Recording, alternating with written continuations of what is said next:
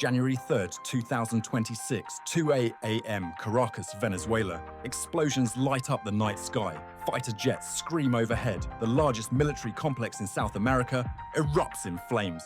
By 4:21 a.m., the president is gone, captured, arrested, flown out of the country on a US warship. By 11 a.m., the President of the United States stands at a podium in Mar-a-Lago and says 6 words that will rewrite the geopolitical map. We're going to run the country. 48 hours ago, Venezuela was a sovereign nation. Today, its president is in handcuffs on the USS Iwo heading to New York to face criminal charges. This is the story of how it happened, the 48 hours that ended a government, and the 20 years of system collapse that made those 48 hours inevitable.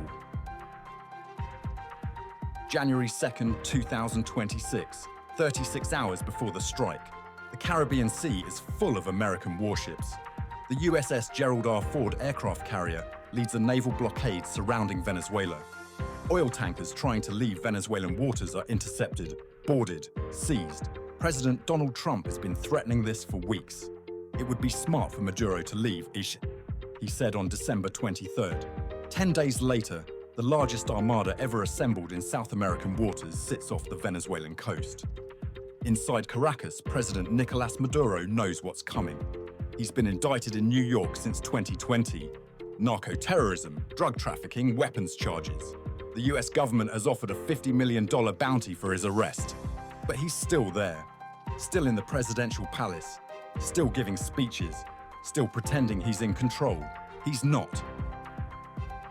January 3rd, 2026, 2 a.m. local time, 6 a.m. Eastern. Witnesses report the first explosions at La Carlota military airport. 2 massive blasts on the runway. Fires erupt, then are quickly extinguished by emergency crews. But it's just the beginning. Within minutes, similar detonations echo across other parts of Caracas. Fuerte Tiuna, Venezuela's largest military complex, goes up in flames. The southern area of the city loses power. Smoke rises into the night sky. People run into the streets. Aircraft fly low over the capital for at least an hour. The sound of jets, helicopters, explosions. The US State Department issues an emergency shelter-in-place order for all American citizens in Venezuela. We are aware of reports of explosions in and around Caracas, the statement reads. No one says what everyone knows. America is attacking Venezuela. 4:21 a.m. Eastern Time, 5:21 a.m. in Caracas. Donald Trump posts on Truth Social. The United States of America has successfully carried out a large-scale strike against Venezuela and its leader, President Nicolás Maduro, who has been, along with his wife, captured and flown out of the country. Captured in his own capital by a foreign military. Venezuelan Vice President Delcy Rodríguez appears on state television hours later. Her voice shaking, she confirms Maduro and his wife Cilia Flores are missing. She demands proof of life. She's not going to get it. By mid-morning, the details start emerging. US Attorney General Pam Bondi announces Maduro and his wife have been indicted in the Southern District of New York. Drug charges, arms trafficking, conspiracy. They will soon face the full wrath of American justice on American soil in American courts, she declares. Trump posts a photo on Truth Social. Maduro on board the USS Iwo Jima, grey sweatsuit, blindfolded, restrained, holding a plastic water bottle. A dictator reduced to a prisoner.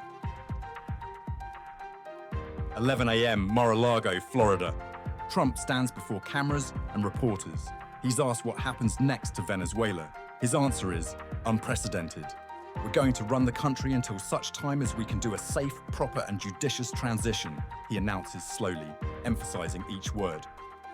America is going to run Venezuela, not support a transition, not oversee elections, not assist a new government. Run the country. For how long? Trump doesn't say. Until such time is not a timeline. It's an open-ended occupation. And just like that, in less than 48 hours, a sovereign nation ceases to exist. Venezuela's government, in power since 2013, ruling 30 million people, is gone. Its president is in US military custody. Its capital has been bombed. Its military bases are in flames. And the world is asking, how did we get here? The answer isn't in the last 48 hours. it's in the last 20 years. This didn't start with airstrikes. It started with a broken economy, a collapsing power grid, and a government that ignored every warning sign until it was too late. This is a story about systems, how they're built, how they fail, and what happens when failure becomes irreversible. 2013. Hugo Chavez, Venezuela's charismatic socialist leader, dies of cancer. His vice president, Nicolás Maduro, takes power. Maduro lacks Chavez's political skill, his popularity, his ability to hold the country together through sheer force of personality, and he inherits an economy already showing cracks. Venezuela sits on the largest proven oil reserves in the world, bigger than Saudi Arabia, bigger than Russia, but oil prices are falling, and Venezuela's state-run oil company, PDVSA, is collapsing from mismanagement and corruption. In 2013, Venezuela produces 2.8 million barrels of oil per day.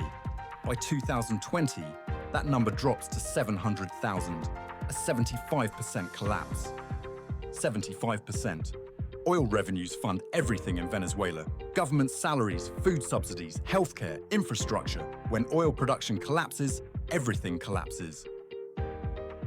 2016. The crisis accelerates. Inflation hits triple digits. Grocery stores run out of food, hospitals run out of medicine. People start eating out of garbage cans.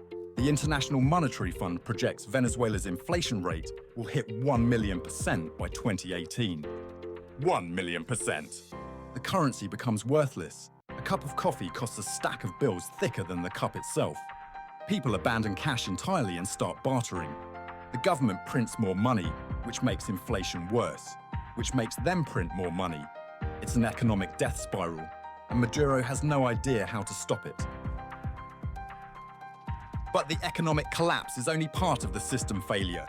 Venezuela's electrical grid, once the most advanced in South America, starts to break down. March 2019, a massive blackout plunges the entire country into darkness. No power, no water pumps, no refrigeration, no hospitals, goals. The blackout lasts 5 days. Patients on ventilators die. Food rots. Water treatment plants shut down. Caracas, a city of 2 million people, goes dark. Maduro blames the US, claims it's sabotage. It's not. It's decades of deferred maintenance, underfunded infrastructure, corruption eating away at every system until nothing works anymore. The power comes back, but the blackouts keep happening over and over for years. And people start leaving. At first, it's thousands, then tens of thousands, then hundreds of thousands. By 2025, more than 7 million Venezuelans have fled the country. Out of a population of 30 million, nearly 1 in 4 Venezuelans gone. It's one of the largest migration crises in modern history, rivaling Syria, rivaling the wars in the Middle East. Except this isn't war. This is a system collapsing under its own weight. Colombia takes in 2.5 million refugees. Peru takes in 1.5 million. The United States, over 600,000. An entire generation fleeing a country that no longer functions. 2024. Maduro holds an election. Officially, he wins in a landslide. Unofficially, everyone knows he rigged it. The opposition, led by Maria Corina Machado, claims victory based on their own vote counts. The US and dozens of other countries refuse to recognize Maduro's win. Machado is forced into hiding. She eventually escapes Venezuela by boat and wins the Nobel Peace Prize in exile. She dedicates the prize to Donald Trump. November 2025. The Trump administration makes an unprecedented move. Maduro is designated the head of a foreign terrorist organization. Not his government, him, personally. He's placed on the same list as Al-Qaeda, the Houthis in Yemen, foreign terrorist organizations. The reward for information leading to his arrest is raised from $25 million to $50 million. In December, the US deploys the USS Gerald R to the Caribbean. A naval blockade begins. Oil tankers are intercepted. Trump says the US has assembled the largest armada ever in the history of South America. He's not exaggerating. Which brings us back to January 3rd, 2026.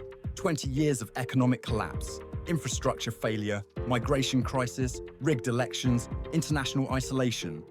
and a president accused of running a narco-state. The system didn't fail in 48 hours. It failed over 20 years. The airstrikes didn't cause the collapse. They were the consequence of it.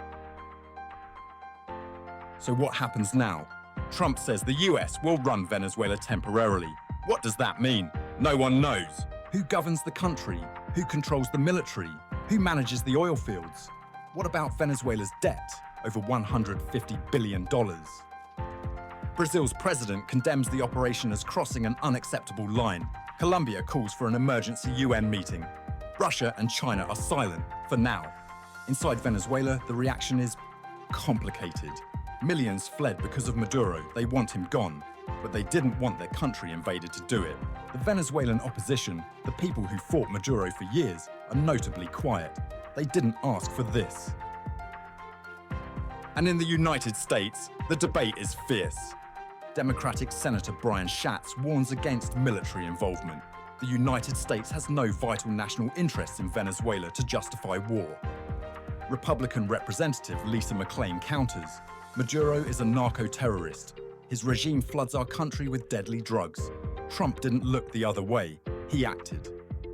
Senator Mike Lee initially questioned the constitutional authority for the strikes. After speaking with Secretary of State Marco Rubio, he changed his position.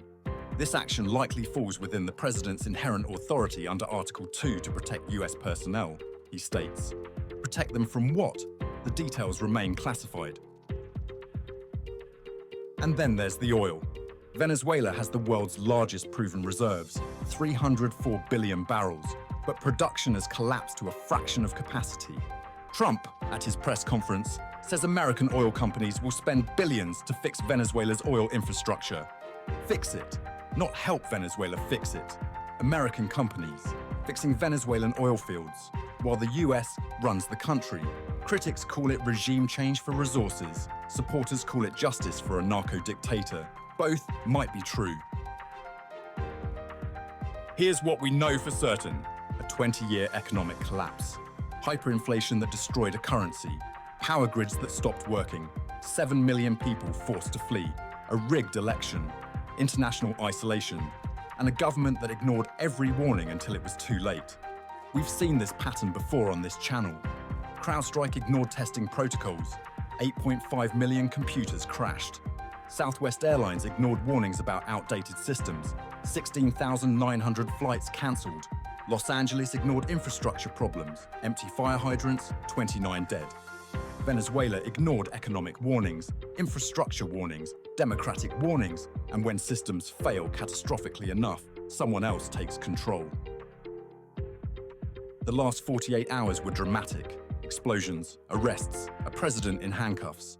But the real collapse happened slowly, over years, one ignored warning at a time, inflation that went unchecked, power grids that went unmaintained, corruption that went unpunished, elections that went uncontested. Until the day came when the system couldn't sustain itself anymore, and 48 hours was all it took to end what 20 years of failure had already destroyed. January 3rd, 2026. A government collapses in real time. The world watches. Some cheer, some condemn. Most just wonder what comes next. Because when a system fails this completely, what replaces it is never certain, and history suggests it's rarely better.